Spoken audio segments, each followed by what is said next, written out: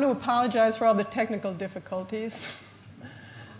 They worked really hard. And Jacque and I want to thank all of the Zeitgeist members who really worked so hard to make this possible. We appreciate it so much. And whoops, what happened here? Lost my mic. Okay. And also the audiovisual people who volunteered, and eventually it worked. So I also want to mention that for those who don't know this, all those designs in this video were done by Jacque Fresco. So, yeah.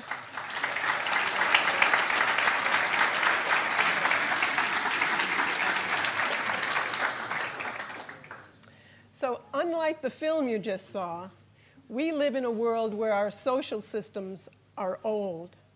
Our language is old. The way we acquire goods and services is outdated. And our cities are detrimental to our health, chaotic, and a tremendous waste of energy and resources. And our politicians do not provide a way out of these problems. In other words, they don't serve us. Is this on? Okay. Can you hear me back there? Yeah, okay, great, thanks. But our technology is racing forward. We're trying to adjust to the rapid advances in technology with obsolete values that no longer work in our technological age. What is needed is a change in our sense of direction and purpose, an alternative vision of a sustainable new world civilization unlike anything in the past. This is what we are presenting here, and we call it the Venus Project. And its activist arm, organized by Peter Joseph, which I guess you've just gotten a briefing of, is called the Zeitgeist Movement. When I refer to sustainability, I'm not referring to sustainability for the banks that keep us in perpetual debt, or the corporations, or our obsolete social systems that we all live under.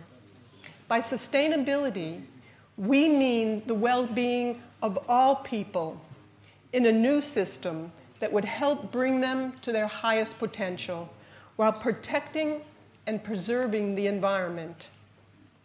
What I'm talking about is the intelligent management of the Earth's resources by using the methods of science to organize and manage society. I'm not referring to scientists running things, but the methods of science applied to the way we live to achieve a more humane society for everyone. We apply the scientific method in limited areas, in such things as surgery, the building of aircraft, skyscrapers, bridges, and automobiles. Over the centuries, we've developed a consensus that when it comes to matters of personal safety, we choose science and technology rather than primitive belief systems or politics, because science has been proven to work. Then why don't we use scales of scientific performance when it comes to planning our societies, transportation systems, agriculture, health care, and so on, as a total integrated systems approach?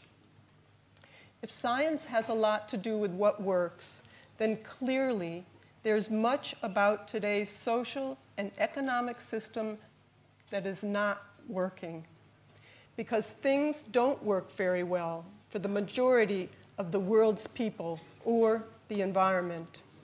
If they were, war, poverty, hunger, homelessness, pollution would have been solved long ago. Unfortunately, our social systems evolved with no overall global planning or an understanding of what shapes our behavior, and these things aren't being considered today. The Venus Project, on the other hand, wants to apply an intelligent method of planning for planetary survival. If we don't use scientific methods to the way we live, unnecessary human suffering will continue.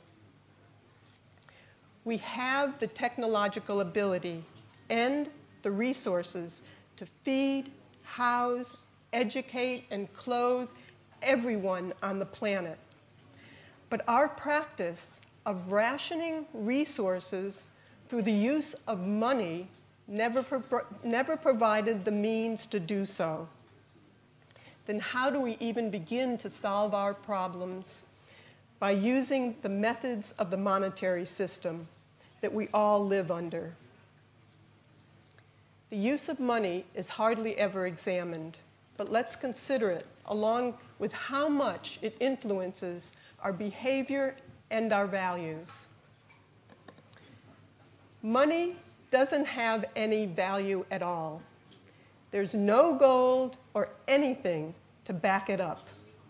It's just a picture on a cheap piece of paper with an agreement amongst people as to what it can buy. And I would say a forced agreement because we really don't regulate the prices of things. If it rained $100 bills right now, everyone would be happy except the bankers.